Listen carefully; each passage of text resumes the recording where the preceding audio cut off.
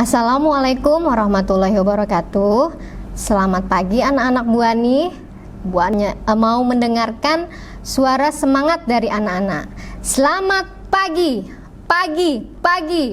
Luar biasa, tetap semangat, NKRI harga mati. Wah, wah, wah. Apa kabar anak-anak Bu Ani hari ini? Apakah dalam keadaan sehat semuanya? Alhamdulillah kalau kalian dalam keadaan sehat. Ingat, dalam kondisi seperti ini kalian harus bisa menjaga kondisi kesehatan kalian. Yang utama adalah kalian harus ingat 3M: memakai masker, mencuci tangan, dan menjaga jarak. Jadi kalian menghindarkan dari kerumunan-kerumunan yang ada di lingkungan kalian. Untuk selanjutnya, Ibu akan mengabsen dari setiap siswa, tapi dengan absennya itu Bu Ani akan melihat dari tugas-tugas yang sudah kalian kerjakan. Jadi tugasnya itu nanti terlihat siapa yang hadir atau tidak hadir dari tugas yang kalian kumpulkan kepada Bu Ani. Sebelum memulai pelajaran, kalian menyanyikan lagu nasional, ya, dengan judul Dari Sabang Sampai Merauke. Ada yang tahu lagunya? Oke, kita sama-sama menyanyikan lagu Dari Sabang Sampai Merauke. 1, 2, 3. Dari Sabang sampai Merauke, menjajah pulau-pulau, sambung menyambung menjadi satu, itulah Indonesia. Indonesia tanah airku, aku berjanji padamu, menjunjung tanah airku Indonesia. Siap. Terima kasih yang sudah ikut menyanyikan lagu Dari Sabang Sampai Merauke. Untuk sebelum memulai pembelajaran ini, Ibu akan menyampaikan tujuan dari pembelajaran pada materi hari ini.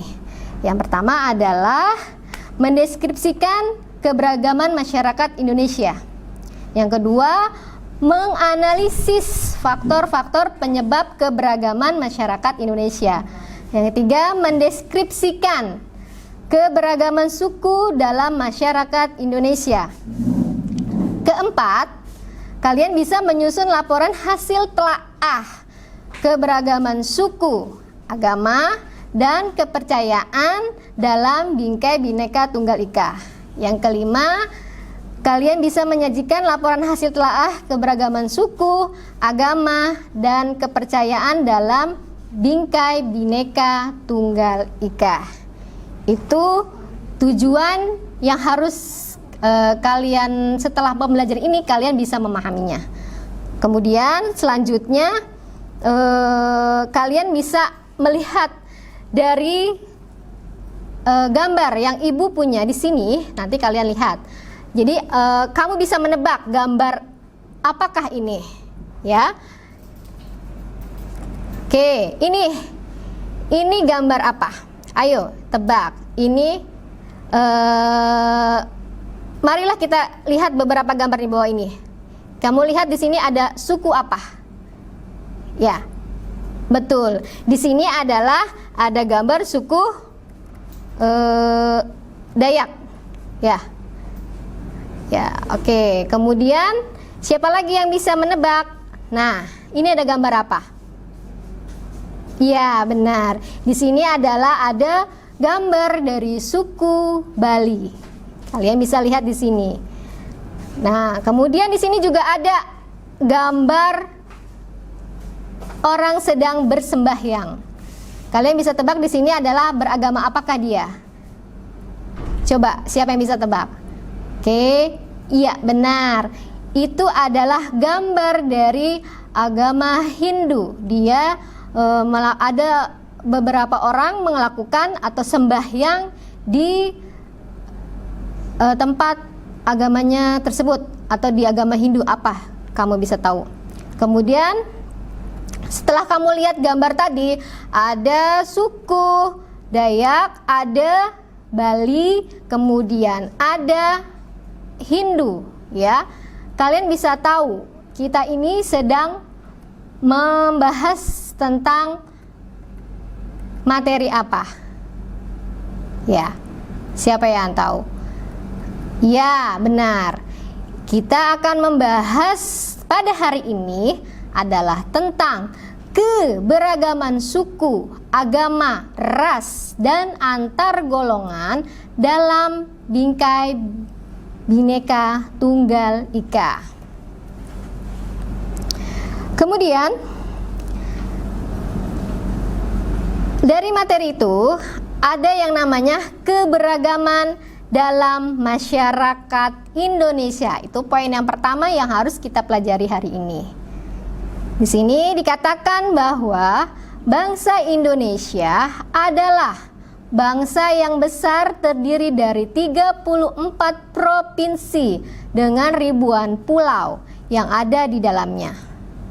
Luas wilayah negara berpengaruh terhadap banyaknya keberagaman yang dimiliki di Indonesia. Jadi Indonesia benar-benar memiliki banyak sekali provinsi, ada 34. Ya, kemudian keberagaman, apa sih keberagaman itu? Mungkin kalian punya persepsi, oh keberagaman ini gitu, seperti itu. Nah, di sini dikatakan bahwa keberagaman adalah suatu kondisi dalam masyarakat yang terdapat banyak perbedaan dalam berbagai bidang, dalam hal suku bangsa, ras, agama, keyakinan, ideologi politik, sosial, budaya, dan ekonomi. Kemudian, apa sih pengertian keberagaman suku? Keberagaman suku adalah suku bangsa, itu juga sering disebut etnik, ya.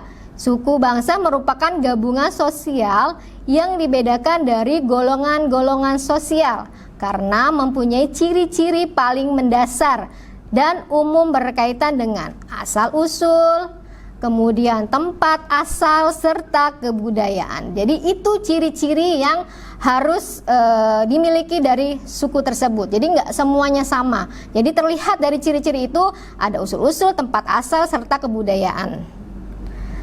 Kemudian ada yang namanya ciri-ciri keberagaman suku. Tadi sudah dibahas dari yang tadi di awal bahwa ada yang namanya ciri-ciri keberagaman suku. Nah, ciri-ciri yang mendasar itu apa?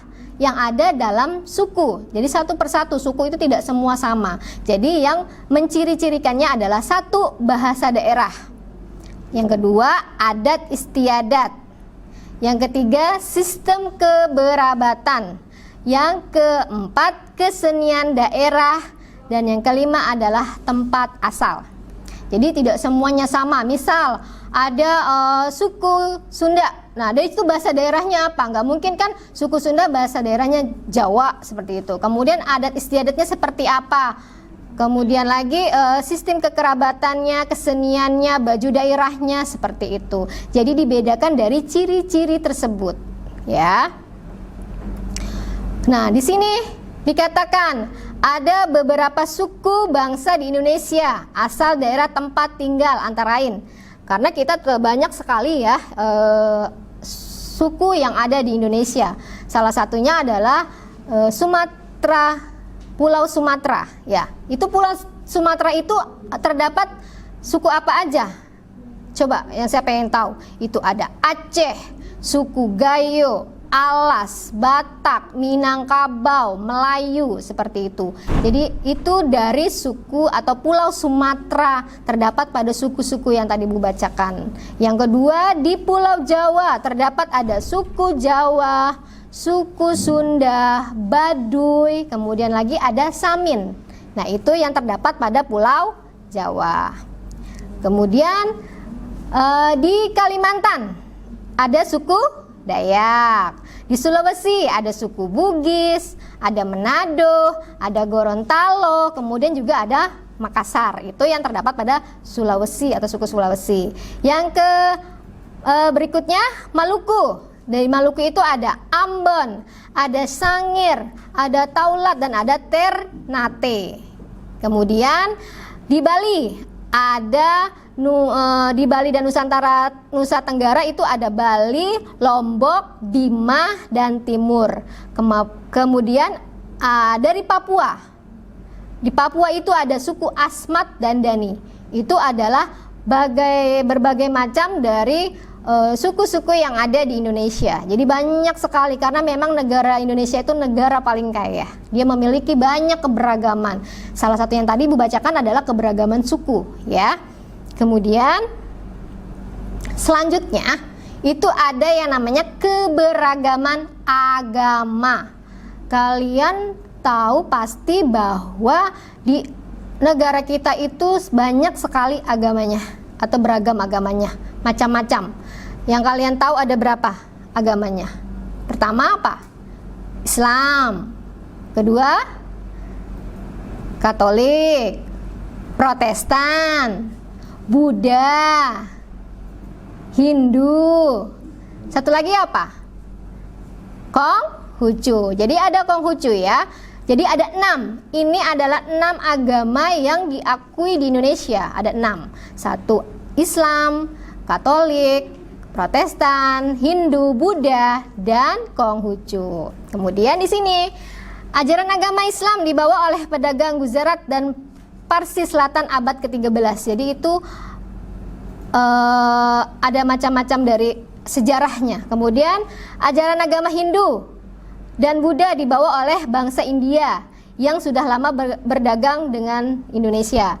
Kemudian kedatangan bangsa Eropa membawa ajaran Kristen dan Katolik, sedangkan pedagang Cina menganut agama Konghucu. Jadi itu yang membawa keberagaman yang ada di Indonesia. Kemudian yang selanjutnya ada keberagaman ras. Keberagaman ras berasal dari bahasa Rej, yaitu dalam Undang-Undang Nomor 40 Tahun 2008 tentang penghapusan diskriminasi ras dan etnis. Ras adalah golongan bangsa berdasarkan ciri-ciri fisik dan garis keturunan. Setiap manusia memiliki perbedaan ras dengan ciri-ciri fisik itu seperti apa? Warna kulit, warna dan bentuk rambut, kemudian bentuk muka, ukuran badan, bentuk dan warna mata, dan ciri-ciri fisik lainnya. Jadi itu yang membedakan dari keberagaman ras. Ada yang matanya sipit, ada yang kulitnya hitam, rambutnya keribau-keribau. Nah itu termasuk ras apa? Apakah monoloid ataukah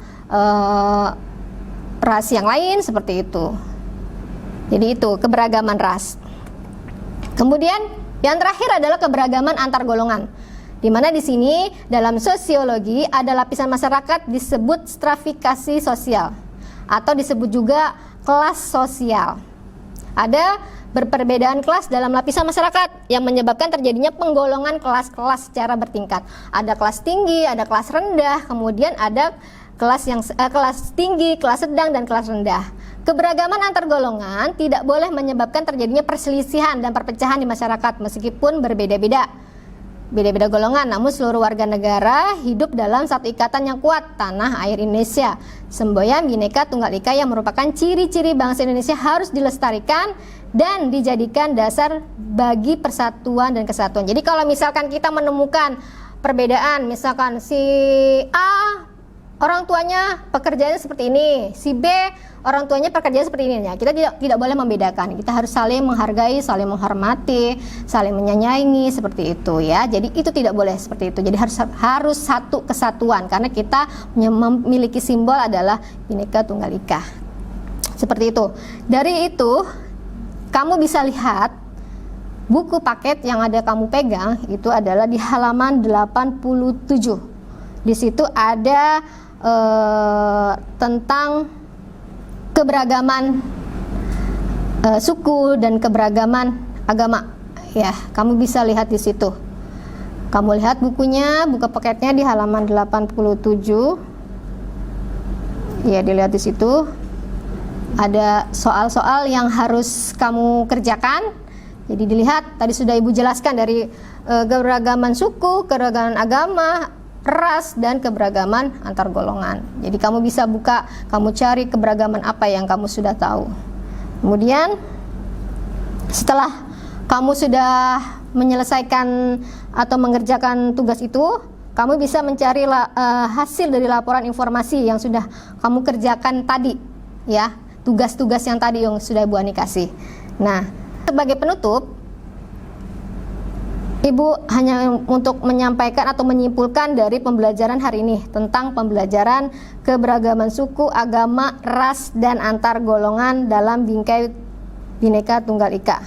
Ibu akan memberikan tugas ya, kamu membaca materi selanjutnya tentang arti penting memahami keberagaman dalam bingkai Bhinneka Tunggal Ika.